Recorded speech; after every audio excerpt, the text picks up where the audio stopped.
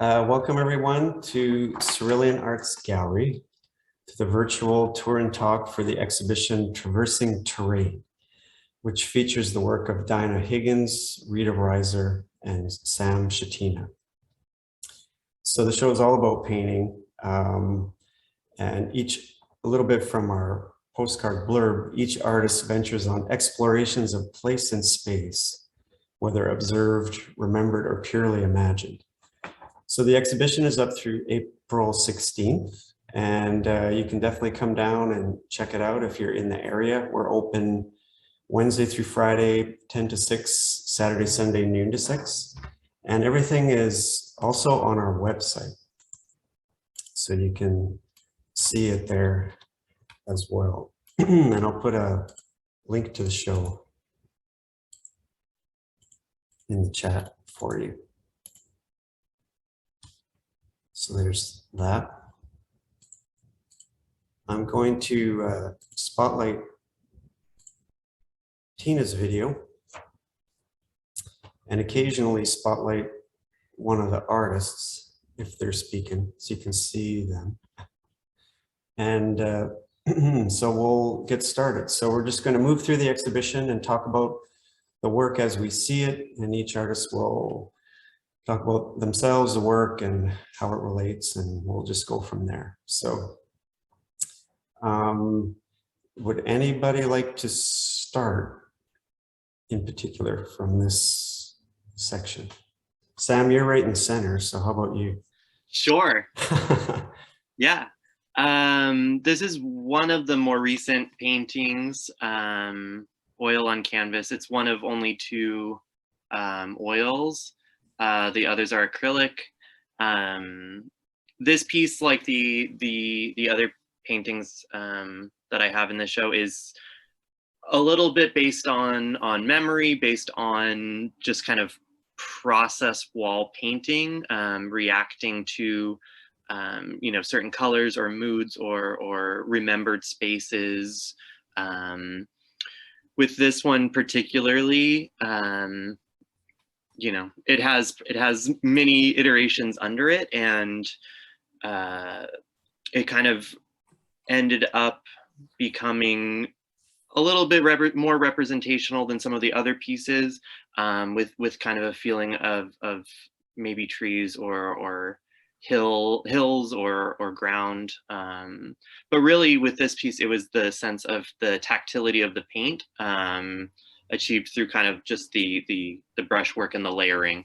And I think that's usually what keeps me coming back to paintings, is that the sense of touch and the tactility of the material. I think in my artist statement, I kind of touched on the relationship for me between painting, weaving, and a sense of landscape, abstractly, in the sense of kind of horizon and foreground, background, thinking about verticals, so maybe thinking about trees or distance in that way. So verticals and horizontals, thinking about strips of ground, of hill, of sky, and how that might relate to weaving, thinking about warp and weft as you're making a textile. And so for me, that was a very short kind of synopsis that I arrived at over a long period of time of kind of doing both. But yeah, I think this piece is representative of those intentions of space creating representational space and also physical space. So layering of physical paint on top of itself, and then also space in the sense of perspective and atmosphere. Thanks, Sam. So Daina, maybe we'll talk about your piece on the left. Sure. This piece is called Langhurst on Ridge Avenue, and it's part of a series I call my Ridge Avenue series.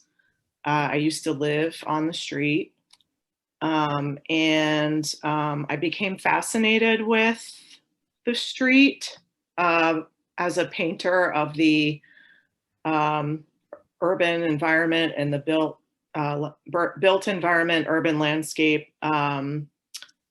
I think of myself as a chronicler of the vernacular American landscape, mostly non-places, I call them. These are sort of non-heroic parts of the city, not skyscrapers, bridges. I wasn't painting monuments. I did last year, but you know, I call it the non-space, non-place, kind of areas on the periphery, marginal communities, you know, places where, you know, sort of built infrastructure designed to ferry people from one space to another. I became fascinated with Ridge Avenue because it's one of America's oldest roads, and it had unplanned development. And this became, you know, sort of visualized in these sort of adjacencies and layers that tell a story of how this road started as a Lenape footpath and developed into an auto-centric business district in one of America's oldest and densest cities. So, you know, this is a very like zoomed in view of an estate on Monastery Street and Ridge Avenue. It's photo based. I begin with a photo and I take the photo and then I print it out and I grid it, and I grid the panel. I work on a wood panel and I transfer the image through drawing through, you know, the grid method. Yeah, I just, you know, I'm kind of thinking about like faded beauty and the sort of overgrown quality that Roxborough has. You know, I moved there as a New Yorker, so I wasn't really prepared for, you know, the sort of like greenery and organic forms. And so I think in this is maybe saying something about being a homeowner and dealing with landscaping and having a bit of trauma over the unwieldiness of it all and how much labor it takes to keep it under control. And, you know, just sometimes it felt like my house was being swallowed by vines, you know, maybe. And then I think about, you know, in reference to Sam's comment about weaving, I think it's really poignant, you know, that sometimes when I'm making a painting, I think about the painting as a weaving. So this piece could have been made in a similar way to Sam's painting, where it's just, you know, layers and layers of stroke and mark and letting things dry and then coming back to it later. And I like the indirect painting process for that reason. Thanks, Daina. So Rita, we see two of your pieces here on the right. Yes. Yeah. These two pieces are called organic or organic forms. I'm not quite sure.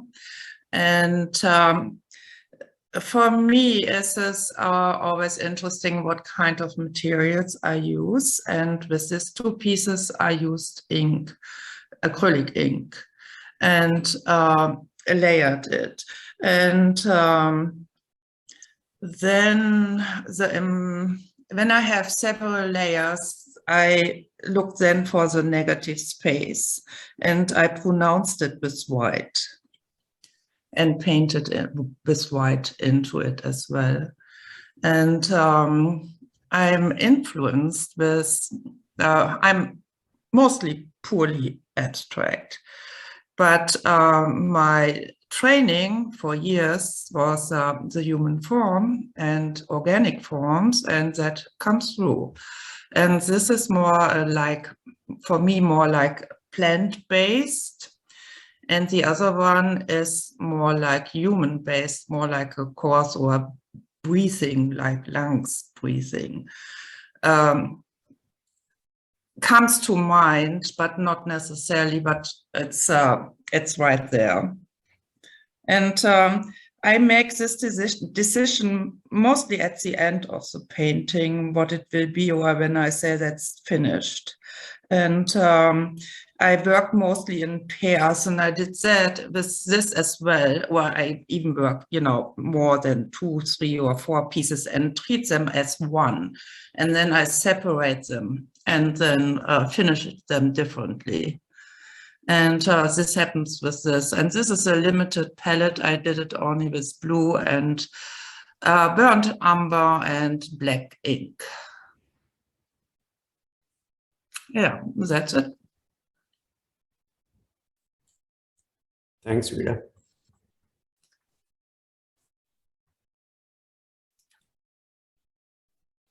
So Daina, we have one of your large pieces here, which has a different quality than the smaller pieces. It sort of wraps around the viewer.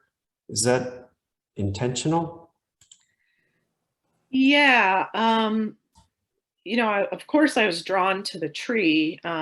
This is actually the same estate as the first painting. This one I called Monastery Street at Ridge Avenue. I took the photo, I took a photo up close, and but I felt like the tree was so extreme, it needed a context. And then I was kind of like interested in this, you know, this stark winter scene, you know, and then, you know, there's this sort of push-pull of perspectival space versus a very like flat and almost like modernist grid composition of quadrants. You know, there's sort of an upper left, an upper right, a lower left, a lower right, with the car as a focal point. So there's this kind of funny thing happening because you notice the tree first, even though the car is right in the center of the painting.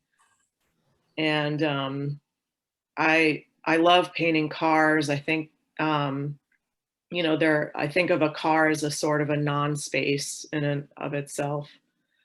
You know, people don't really, space. yeah, like people don't really look at them as worthy of artistic representation, except for a few weirdos like, you know, myself and some other artists. Yeah, this was like a cold February day, and it was, you know, I just love that. I think it's a willow tree. Someone told me it was probably a willow tree. But I was really just, you know, just had such a lacy kind of, you know, I don't know, like a veil, you know, just so many gnarled branches, just really spectacular. And Roxborough is really known for like some of these like really beautiful specimen trees. So making this painting was quite a weaving, a layering process. I started with the tree shape just to get it down because there's so much intricacy. I didn't want it to get lost. And then once I had that down, I was able to kind of put in the, you know, the dead colors and the basic forms and shapes. And I knew I wanted to be like very richly detailed. So yeah, it's took many sort of sittings to complete this, and I probably could have kept going, but yeah. Yeah, where to stop, right? Yeah, it's like, even though I sort of know my endpoint, unlike, you know, maybe like Rita or Sam's work, which is more intuitive, yeah, you can always, you know, put in more detail. So it's just kind of knowing when it's a painting. Right.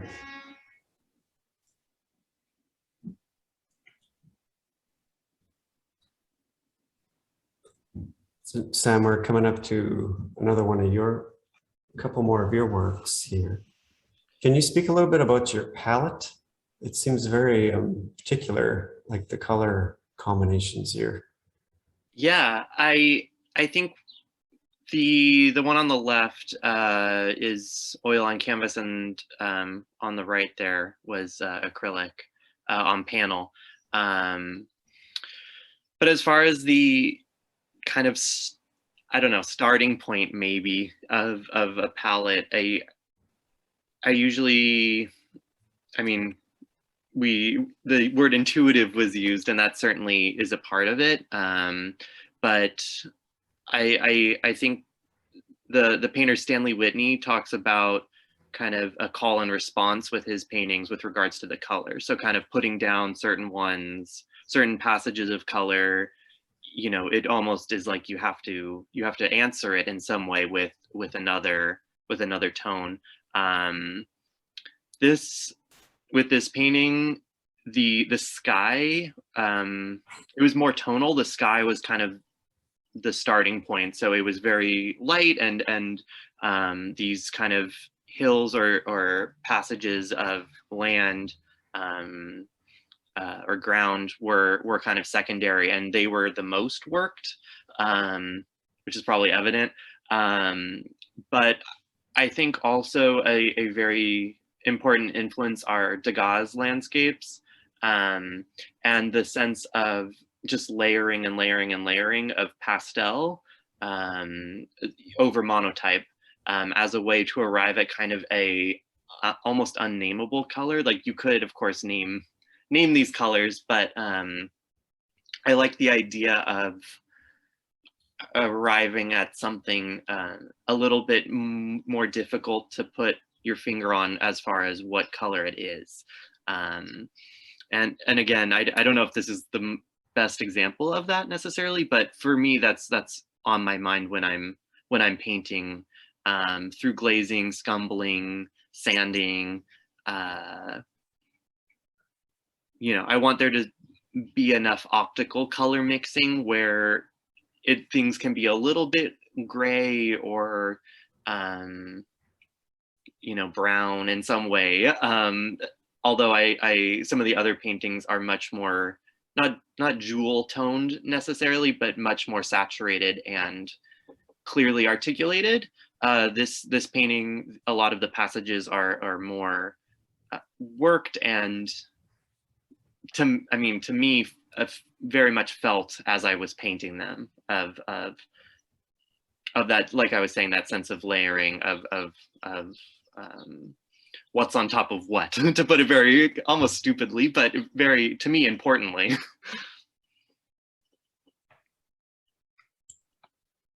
So Sam, are you working from reference at all when you're doing these, or are you?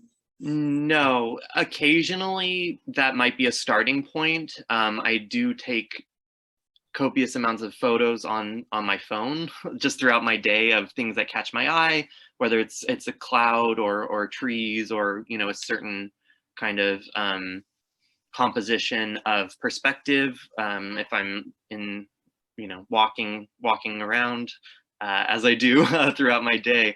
But for the most part, they're kind of just starting with large passages of color, of laying down paint, of kind of a sense of play with brush marks, and with a certain color in mind. Sometimes I have a color that I get in my head, and I want to almost like talk about it in a way through the painting process. This piece is an example of how I like to use acrylic, which is very thinly and transparently.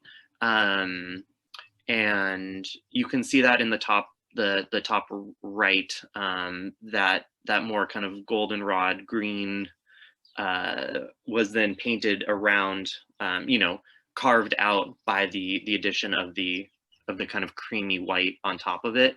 So getting a sense again of physically, you know, the physical fact of paint layered on a surface, of pigment layered on a surface, but then also an idea of representation, or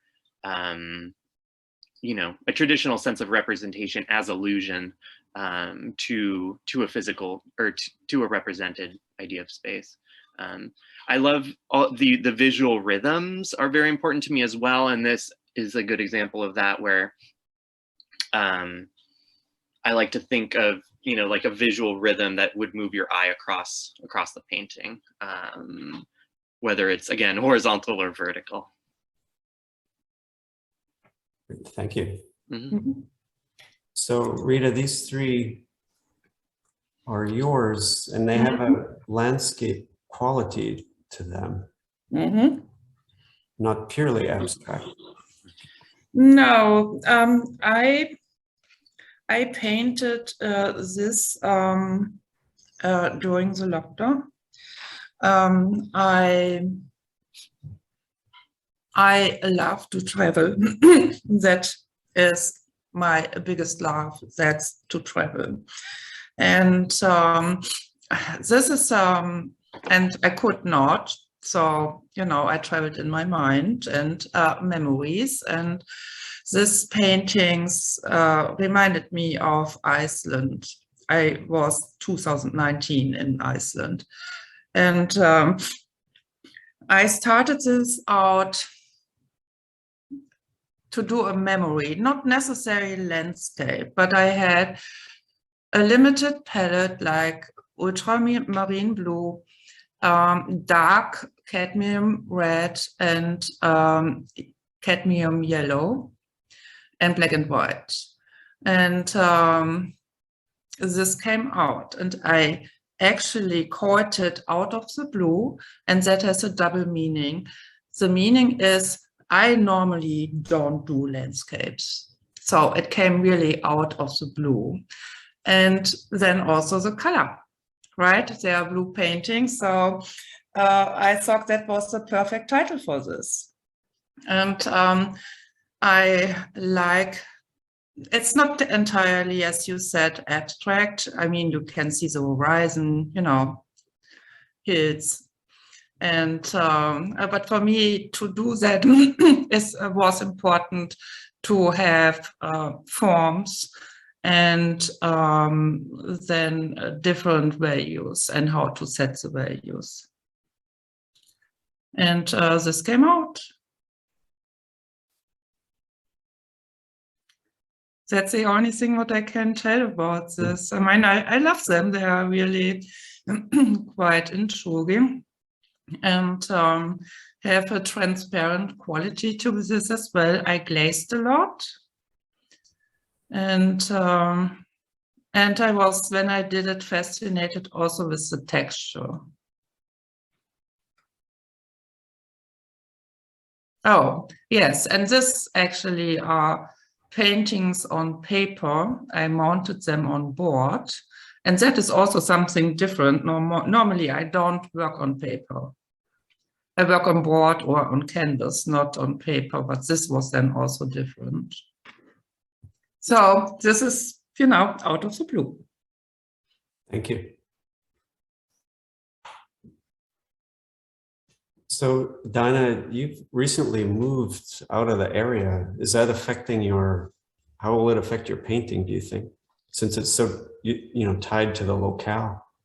Yeah, I'm sort of taking a pause from my chronicling of the landscape now, working on some other types of motifs, but I think, yeah, part of that is just returning to New York, which I had painted a lot before I moved away.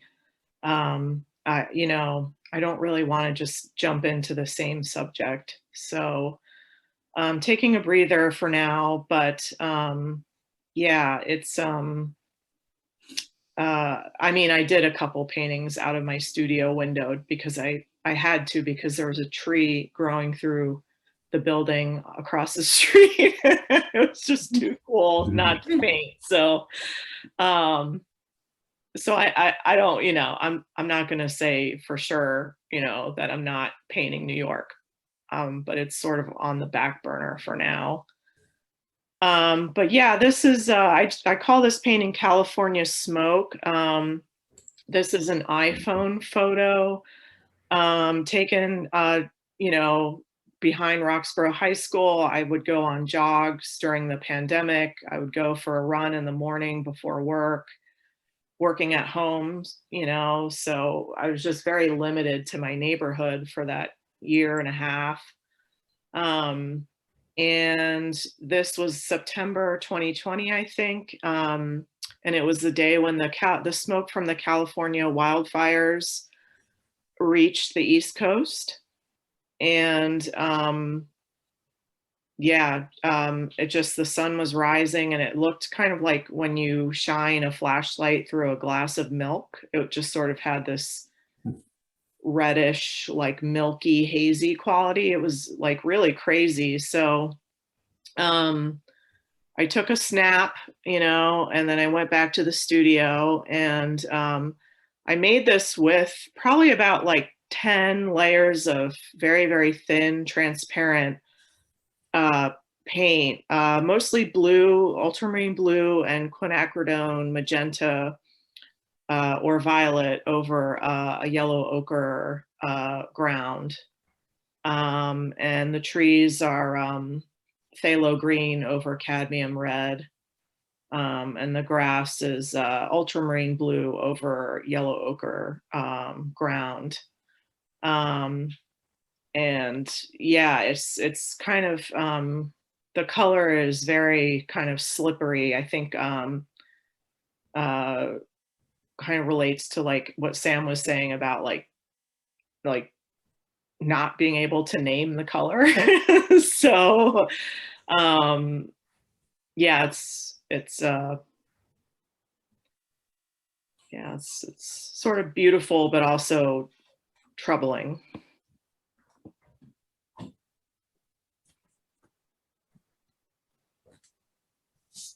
Thank you. You're welcome. So now Rita, we're coming up to a couple more of yours here. Oh, okay.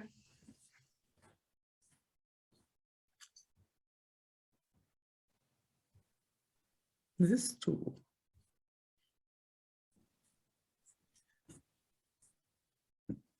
Well, I have to say, I was totally surprised that you chose these paintings and, you know, to put that in the exhibition. Also, they are my favorites.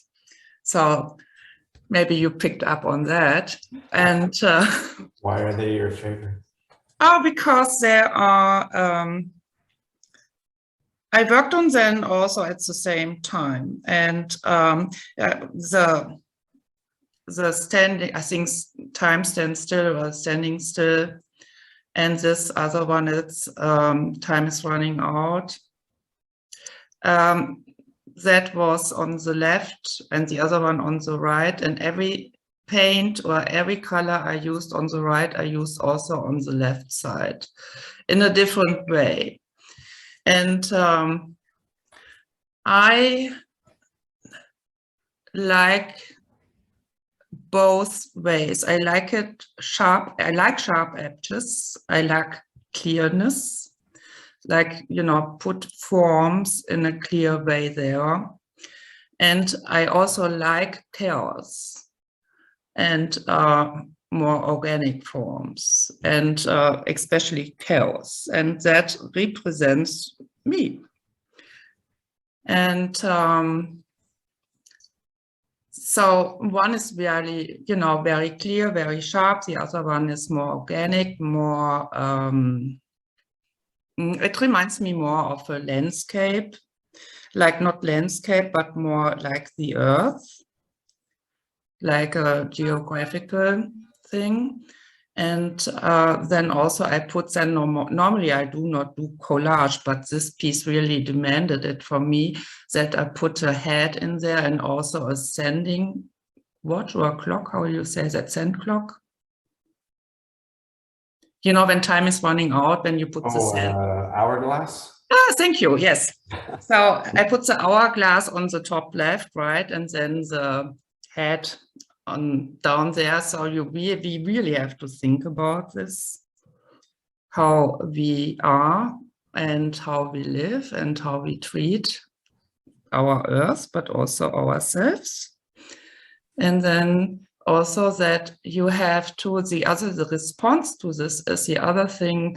It's more abstract forms, but it's also like a being, and to stand still, you have to, think about certain things, like stand still and reflect.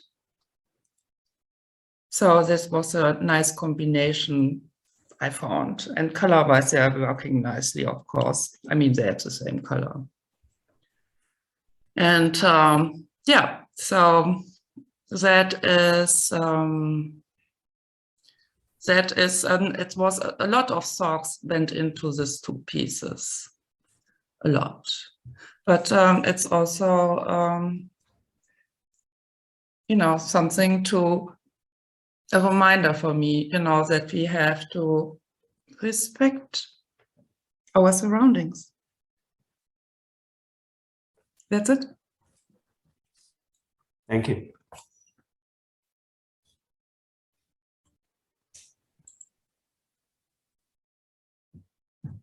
So Sam, what's your path to painting? That is, like, where did you go to school and stuff? How did you get to this point? I had the good fortune of being taken to museums my whole life, and of having been surrounded by art, and I didn't really know what I wanted to do, and I went to community college and took drawing and painting and art history, and it was, yeah, I just was obsessed, and am obsessed, and it was, I don't know, it's just what I had to do. And you're from, is it California? Yes, yeah. So I went to Pasadena City College, went to as many museums as possible, was lucky enough to go to different cities and see lots and lots of painting. And I ended up transferring to School of the Art Institute of Chicago, which was very important to me because of the fact that it was a school and a museum. So I was able to, not only take classes, but go and wander around and look at paintings any day that I wished, which was almost every day. And I think that kind of just absorbing and looking and thinking was very important to me, and is very important to me. And yeah, I did a summer painting residency in Italy, in central Italy, in Umbria. And coincidentally, I now live on Umbria Street in Maniac. But yes, this was back in 2013. But that experience certainly was formative.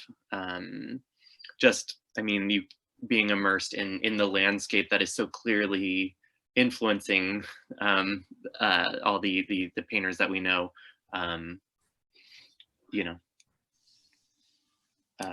Piero della Francesca and Paolo Uccello and people like that. I mean, being Masaccio, Mazzolino, all of those people were very important to me. A little bit less so now, but I think it's hard to escape.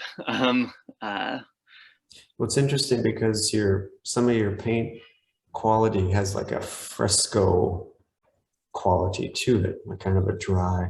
Yeah. I mean, I think I like that kind of textured feel. And I mean, I think like there's like Roman wall paintings a little bit are very much of interest, especially some of like the really striking colors, like the reds from Pompeii. And there's the room, it's like a giant garden, Roman mosaic of plants, and there's like, we know all the different species of plants because they were so specifically painted by these Roman fresco painters, but there's all these birds, and I'm blanking on the name of it, but it's in a museum in Rome, but it's like an immersive feeling of walking into this room and you're surrounded by painted walls, painted garden, painted birds, and you can almost hear and be there. So I do like that immersive, evocative quality. This piece, I think with that, it's one of the larger paintings that I've done. But there was a sense of heat, of dry heat, that I think that was trying to be conveyed. This is much more airy in the sense of, very loosely painted acrylic on canvas. I called it San Simeon, which is just what it happened to remind me of on that day. I don't really, the sense of place is very deeply important to me, but it's also in a way not at all. Like, I want to get more I'd like the viewer to be reminded of places that might be important to them in some way. But with this painting also, I was thinking a lot about, how close or similar you can get colors before they become a different color, or keeping them different, but as close as possible. I was thinking about Charles Hawthorne, and I think it was by way of Leonard Anderson, the painter, talking about what I wouldn't call it this, but like kissing colors. So like colors as close as you can get them with them being different colors. So that was kind of on my mind with this painting. But again, getting a sense of horizon, getting a sense of space and distance and air. And in this case, hot, maybe a dry heat, let's say. But also very much just indulging in a love of painting and brush mark and texture and color. And it's a little bit more representational with kind of clearly an idea of trees and hills. But then I like the abstract qualities of it as well. It's beautiful. Yeah. Oh, thank you. This one, I also obviously had Diebenkorn on the mind, and he was certainly a big influence as well. And thinking about a sense of place and abstraction and pattern in the landscape. And an idea of representing something, of representing a sense of gravity or air or weather or distance or time visually. One more thing is, like, I had a teacher tell me that if there's distance in a painting, there's also time, because thinking about how long would it take you to walk from the foreground to the background, and that always kind of sticks with me as well. Is it possible to bring a temporal aspect into one image, a still image,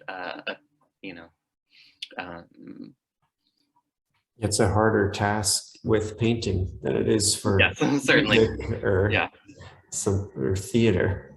Right.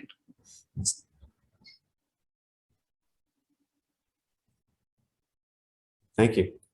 Thanks. So, Daina, we have two of your pandemic series, correct?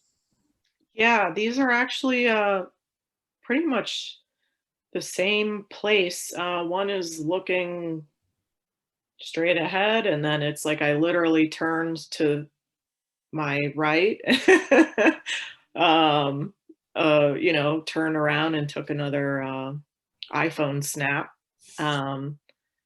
So yeah, this is Wissahickon Valley Park, Forbidden Drive. The one on the left is my favorite place in all of Philadelphia. It is where the Gorgas Run Creek intersects with Wissahickon Creek.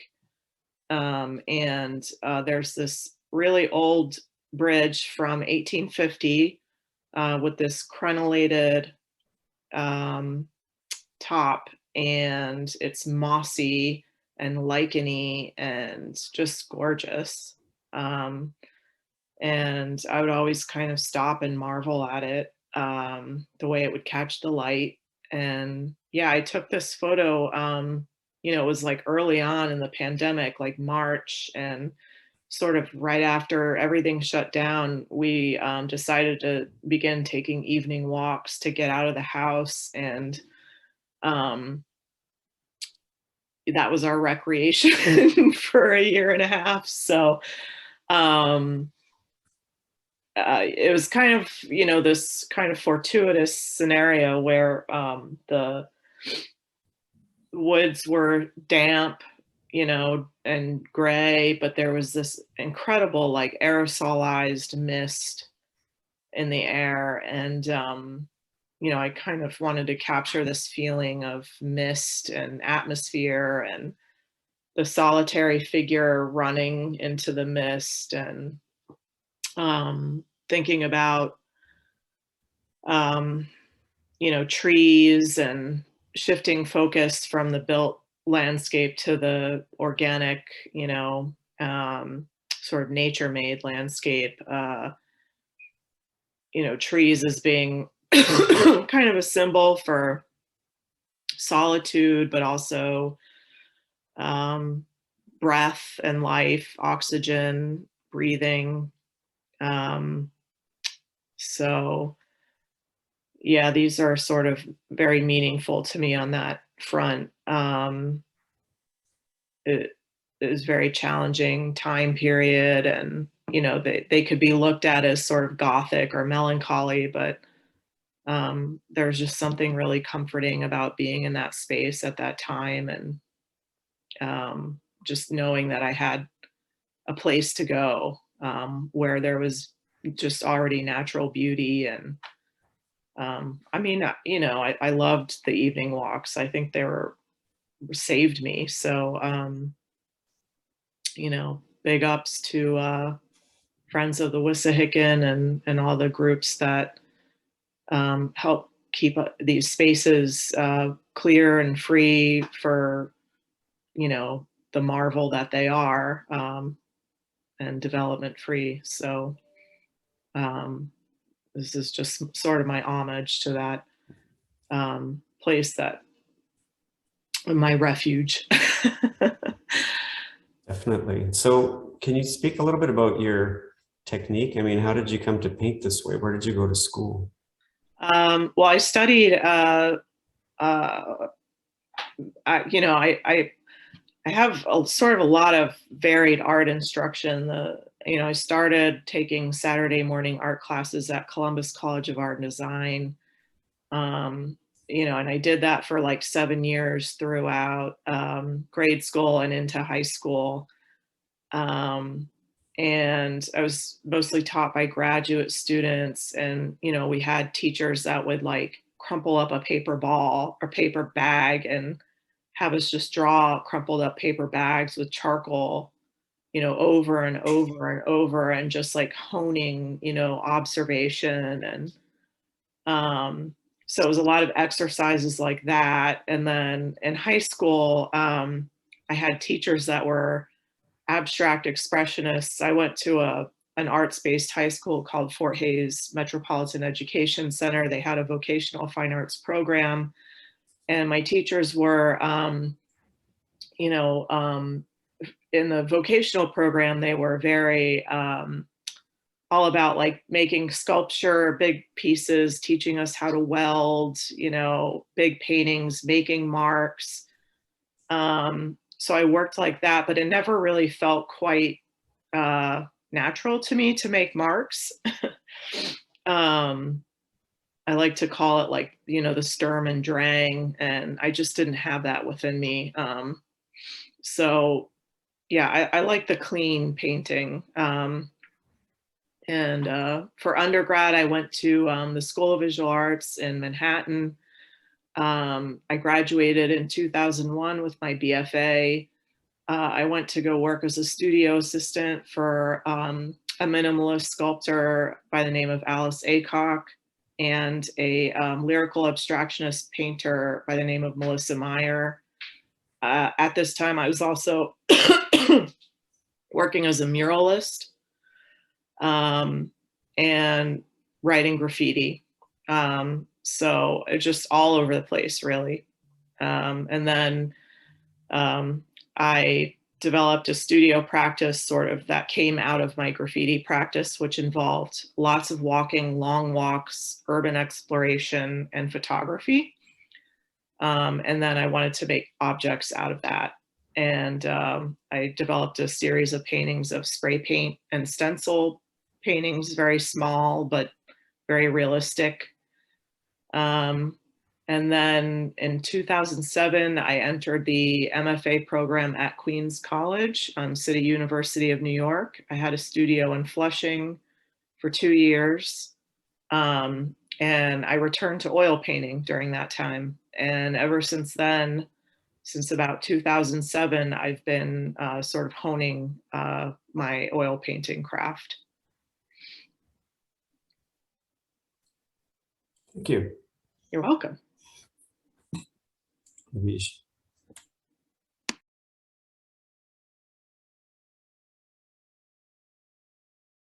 So Rita, we're coming up on your trio here. And what's your story? Like, you attended the academy, but what did you do before that?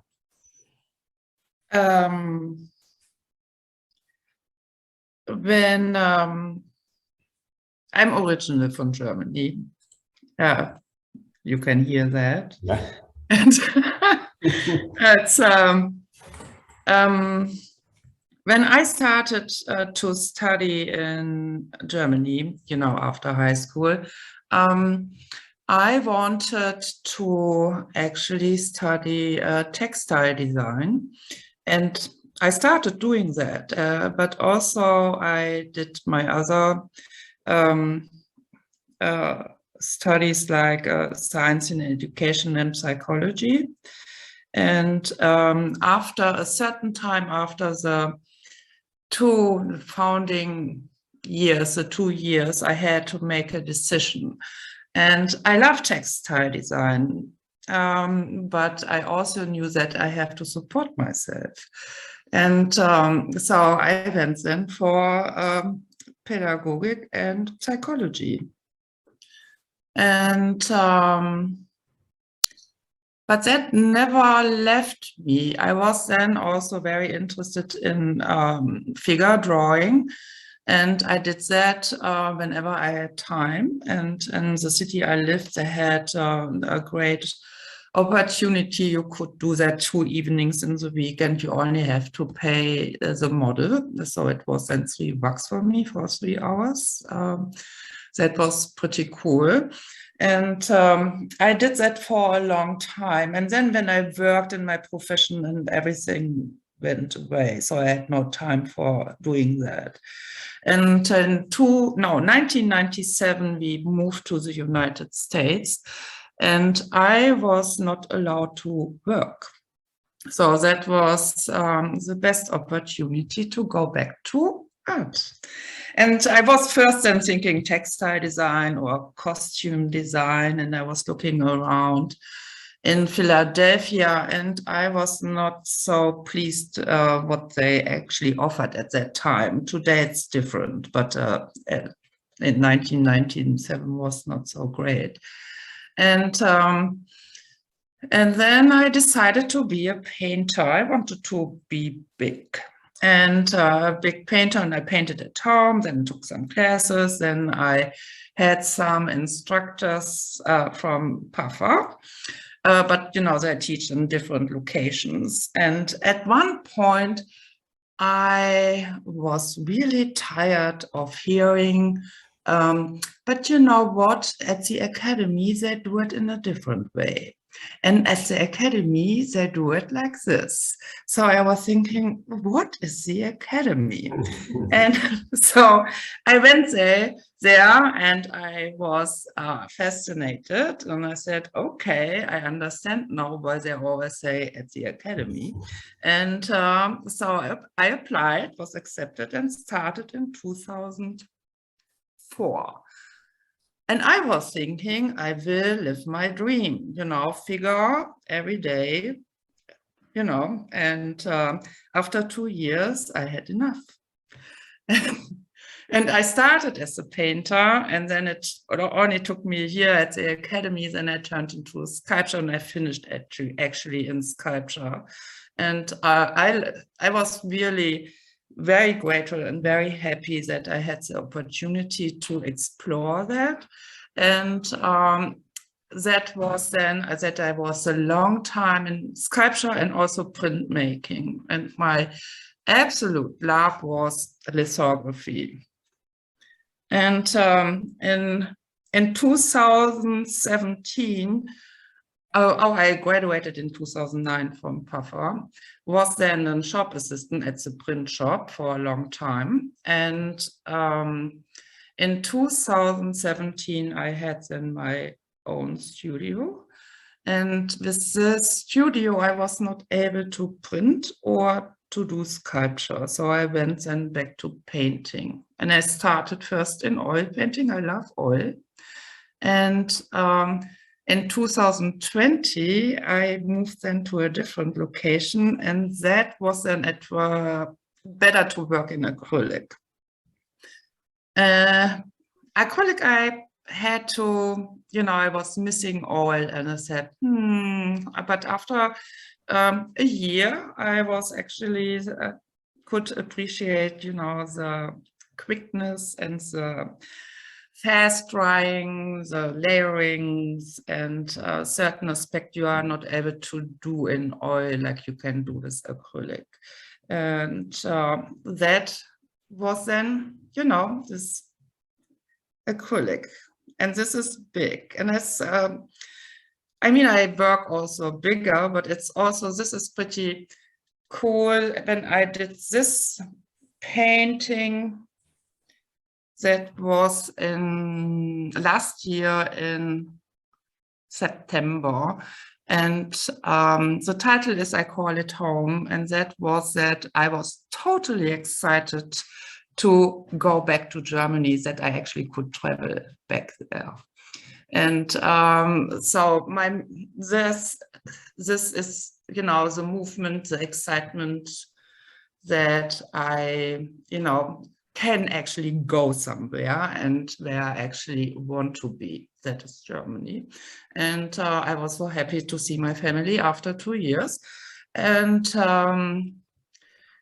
yes, and then it resonates the other organic form paintings, because I use then also negative space to get the form out. And you might even understand it that I come from sculpture.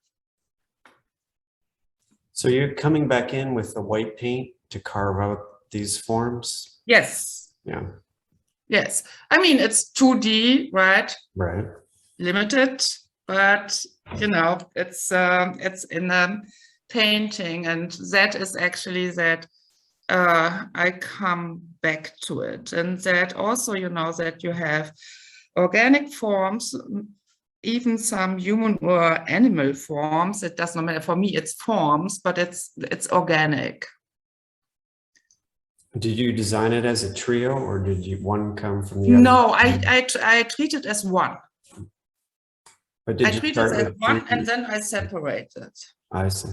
Okay, and then when you take only one, each one can stand by itself, Right. Each is perfectly fine alone, but the three, they're better. Yeah, they talk to each other in a nice way. Yes, and that's my talking to them as well. I like to talk, and when I'm in the studio, I'm with my paintings, and I have to have some conversations, right? Right. So no, but this is a normal thing for me. I work mostly with several and treat them as one painting, and then I separate them. I just did it with I have wood blocks like 4 by 4 inches, and I have 16 blocks, and I treat it as one, and then I take them off. So this is an example how I work. And also, as you see, limited palette. Mm-hmm. Thank you. You're welcome. So Sam, I'm wondering, do you have a longing for California now that you're on the East Coast?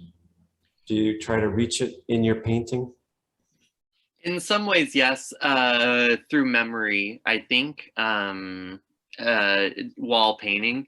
But I also, I like the contrast of, I don't know, I still, every summer it kind of stops me short how green everything is. And it's just, it's kind of hard to escape this overpowering, dark, alive green, which is why I don't usually do, or well, I haven't really done as much plein air painting anyway, but I feel like I wouldn't be able to escape the kind of green, but I love it very much. But yeah, in a way, I mean, these are certainly kind of evocative of place, of memory, of you know, where I grew up. This one I called Todi, which is a tiny hilltop town in Italy, but it could be, you know, something else. I really like the ambiguity of kind of an abstracted place, and I like that it can be more than one thing at once. This piece is, what was that? Sorry. Go ahead. No, I was just going to say this piece as well was, I really love this piece, if I can say, you know, love this piece for the feeling of the brush marks. And I liked the idea of these as little panes of stained glass or something like that. And thinking about, you know, trees, if you were to paint a tree, the way that there'd be little shapes of sky in between the branches. So thinking about it 2D, even though maybe it's observing something 3D in the world around us, and there's physical distance, but thinking about almost this flatness of moving these little shards of glass or something like that around on a flat plane, but then also, you know, forcing a sense of perspective and distance and space at the same time. And you came to Philadelphia to attend graduate school, correct? Correct. So I came to PAFA in 2015 to do the MFA program at the Pennsylvania Academy of the Fine Arts. These paintings were made, well, this one was made shortly after I graduated in 2017. So this one's a little bit of a while ago, but I ended up having an alumni studio there after I graduated, and was able to really keep up the momentum of the studio practice. And I think that really helped me like I said, maintain the momentum of exploration and just painting every single day. So did you find that graduate school a formative experience for you here? It was yes, it was very important. And I think I learned as much from my peers and from looking at art. And I think that's certainly why Philadelphia was so appealing. I remember I was standing looking at one of the Matisses at the Barnes, and I was like, even if the program ends up not working out for me, I can just come walk down the street and look at these anytime I want to. And there was a sense of being able to immerse myself in the history of painting right down the block, and then also at PAFA as well, with the history of painting there. And I really am interested in what some, like, you know, maybe prejudiced art historian might call it, a third tier or fourth tier painters, American landscape painters who aren't as well known, but some of them, they're just so alive. Painters like John Twatchman really were exciting for me, and PAFA had a couple of them, and you can see a couple of them at the Philadelphia Museum of Art. But just some of these painters that were just going about their business, you know, immersing themselves in the environment, in the landscape, getting a sense of place, a sense of touch, of representation of their lived experience, being outside. And I think that that's just so important for me, and nourishes my practice, my painting practice. And so the paintings that's kind of the trajectory of how I arrived at weaving, and then came back to painting, and now do both in tandem. And it's been a really interesting kind of give and take, bouncing back and forth between the very hands-on tactility of just of weaving, but then also the just the painting as well. So it's been kind of interesting for myself to see how they've influenced each other. That's great. Thank you. Mm-hmm. Thanks. And then the last work we'll see is one of Daina's. And this is your Dark Cloud. Yes, this is called Dark Cloud. This is from the same location as the California Smoke painting, Roxborough High School track. It's funny, when I was writing up my notes, I realized that I have 6 paintings and they're all pairs, and the pairs are all the same place. So it's kind of funny how that happened, but yeah, this is a painting based on another iPhone snap, taken on a different day, different jog. And you can see the antenna farm in the background there, which I've painted frequently. And yeah, I kind of like, you know, the cirrus clouds, I think, were really fun to paint. They, you know, it's a limited palette, so it's just Payne's gray, ivory black, white, titanium white.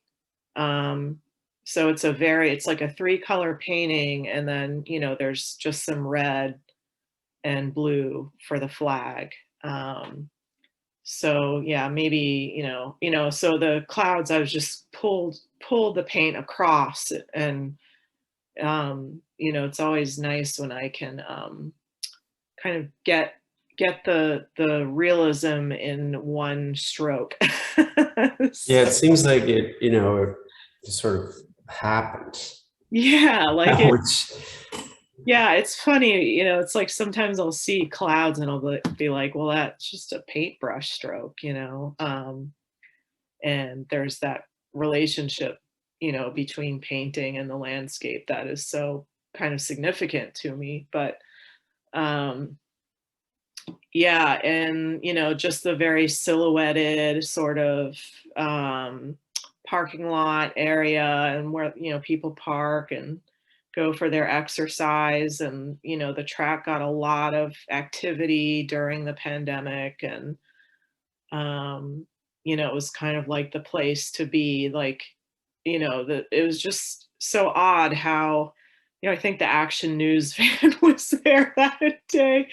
But it's really funny, you know, how I kept having these feelings like, you know, we're back in the Victorian times, where for recreation, people would like bring a picnic blanket to the park, you know, or like walk down Forbidden Drive in their outfits, and, you know, like it was like the promenade, you know. And so or like did you wear outfits when you went out to promenade? I mean, I could barely get out of my pajamas most of the time. You know, yeah, like sometimes I would notice that people try to do up the weekends, you know, like they would kind of put on pants or something.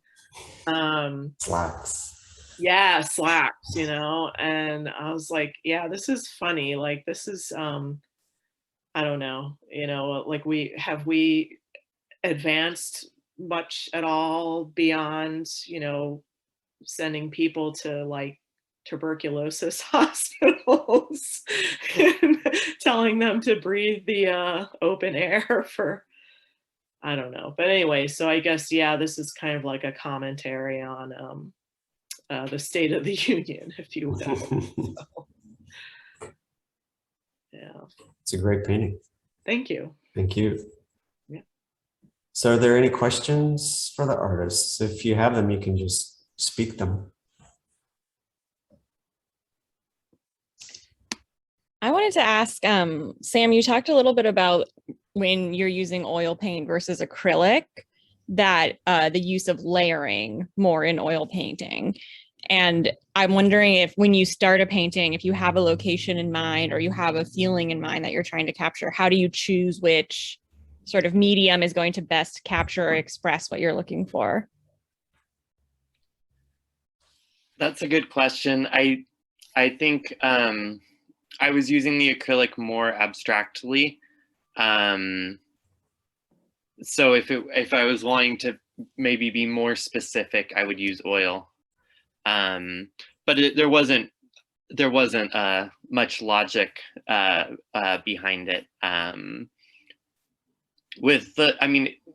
You can create wonderful glazing and scumbling and layers with both, but there's oil takes so much more time, which is something that I like about it as well. Is there's the investment of kind of patience and waiting and watching it develop over time. And so I kind of like the long game with oil painting in the sense of making a couple moves and then I'll wait another week or two and keep going with it. Whereas acrylic, it's usually in a couple of days I arrive where I want to be, because it dries so quickly. And I like that about it as well. So you're able to, do 10 paintings in one evening, in one, if that makes sense. So if I wanted more specificity, I would probably be painting with oil, and it's just much more involving the senses with the smell of the oil and just kind of the physicality of the material, which to me is one of the things I love about it, and what keeps me coming back to continue using it. Interesting. Yeah, it seems like that would be conducive to the sort of, I really like what you said about like a conversation, that you're in conversation with the colors. It seems like oil is more conducive to that. Yeah.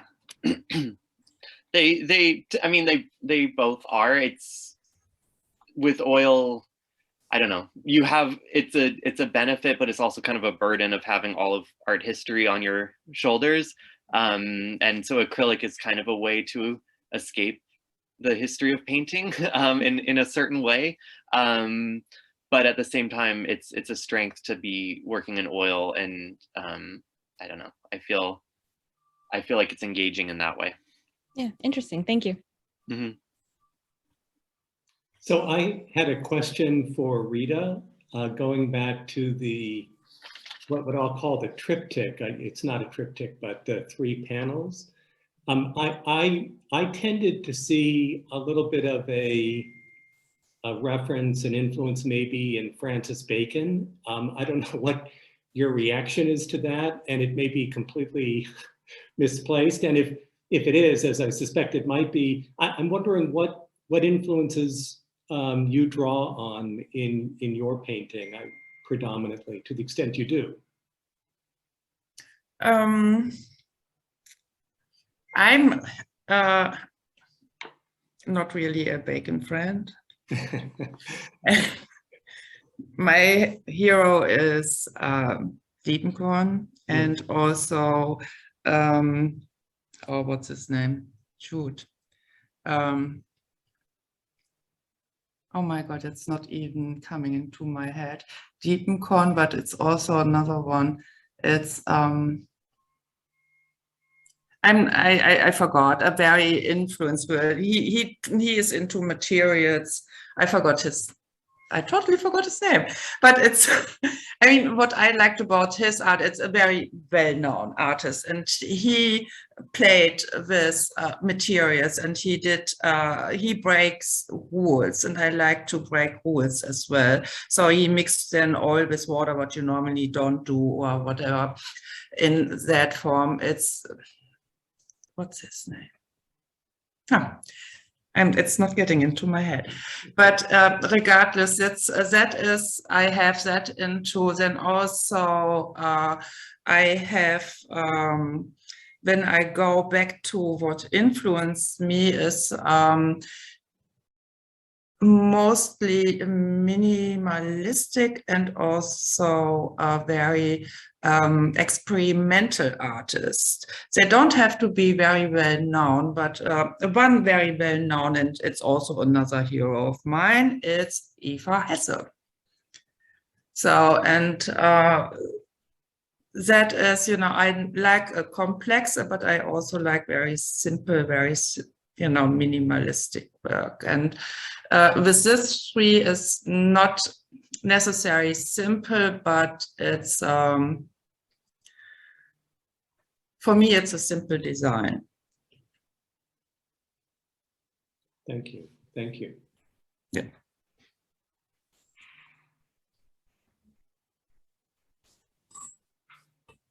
Anybody else? All right, well, we'll I call have it. a quick question. Yes. Sorry, go ahead. Michael. Go ahead. This is a fairly lame question, but probably not for artists. If you have a favorite color at the moment, something that's captivating you, maybe this is a good crowd to ask that, other than kindergartners. Any takers? Favorite color? Yes. At the My- moment. Oh, at the moment. Well, Yeah, at the moment, my favorite color is actually magenta red. You don't see it there. Mine is, it's called Indian Throne Blue. Indian Throne. Yeah. What is it? It's similar to an ultramarine, maybe a little less violet. It's a transparent blue. And yeah, every, maybe I like it because was like a shortage of blue pigment. Oh, right. So maybe I'm just coveting something that's rare, but I can't find it at my local store and it's really bothering me. And you, Sam?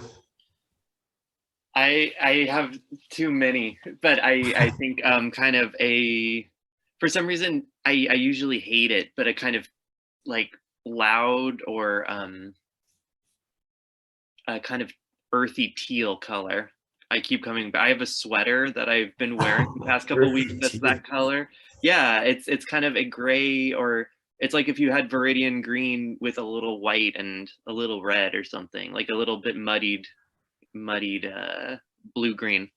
But I have a sweater that's been my favorite little springtime sweater to wear, and it's the color I kind of just am obsessed with. But it hasn't shown up really. Maybe in that see the bottom left of that the foothills painting.